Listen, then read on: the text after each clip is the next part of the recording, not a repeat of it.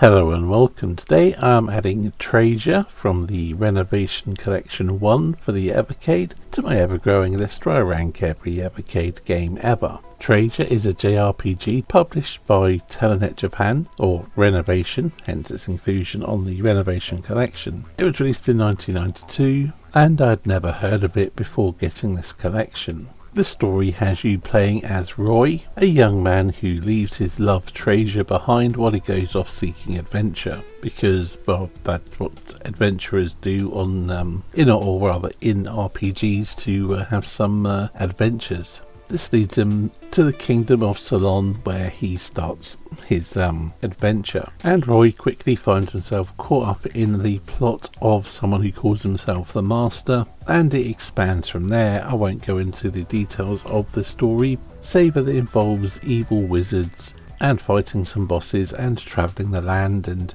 it gets a little bit episodic as the story progresses, although there is a larger overarching plot. The tone of the story is fairly serious and grounded. Well, I say serious, it's not the most deep plot, although it does have, it does cover a few themes such as homesickness and what you leave behind and things like that, but yeah, it's not exactly deep. Anyway, let's get on to the various aspects of the game, starting with the graphics. Visually it's quite simple, everything's pretty clean and easy to read. The character sprites have, they have a little bit of character, but they're very typical of JRPGs of the era. The environments are colourful, but not massively detailed, and the tile sets, whether it's on the overland or the dungeons, tend to have a lot of repetition and look very samey, so navigating can be a bit problematic. It's functional, it does the job, but doesn't impress at any point. Sound and music. The sound effects are fairly minimal. There's the right cues for what you'd expect, whether it's navigating a menu, the impacts from attacks, that sort of thing, but nothing too major. The music is pretty good, it is one of the strongest elements here.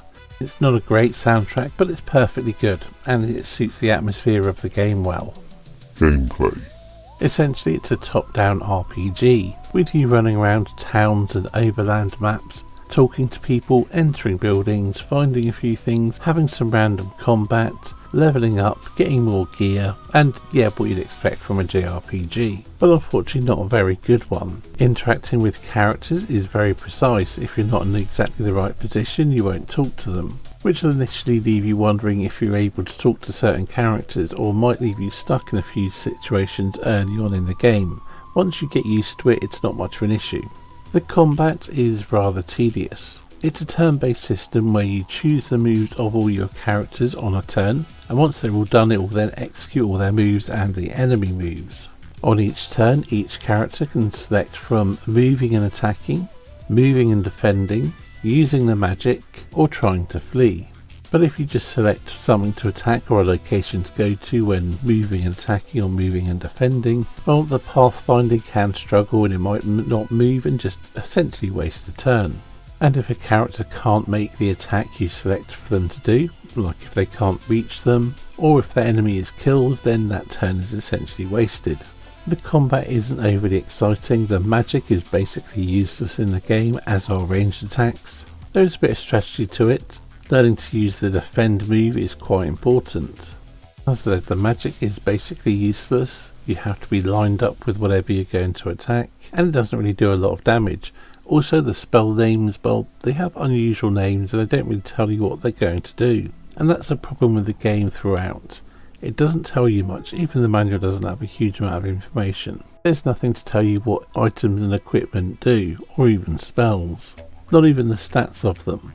On top of that, the menu and everything is just awkward to use. It's a bit clunky, it takes a little bit of figuring out, but even when you do, it's not really good to use. Leveling up is also very straightforward and rather unexciting as well.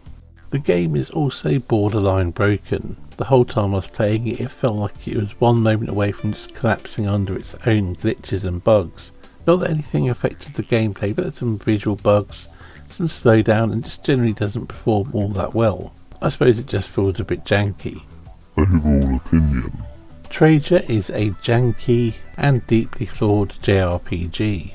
But given the lack of RPGs on the Evercade, I think if you're into RPGs you could find something to enjoy with it if you're willing to overlook the shortcomings and have the patience to figure out how the game works, because the manual really doesn't tell you a lot, nor do any in-game prompts. Perhaps one for JRPG fans and people with a lot of patience, because the game does get quite tedious. It does offer a good number of gameplay hours, with I'd imagine it'd take you somewhere between 12 and 20 hours to complete.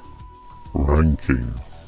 To place Traysia on my ever-growing list where I rank every Evercade game ever, I've elected to put it above The Legend of Wukong but below Aquaventure, placing it at 365 out of 470 games that I've ranked so far.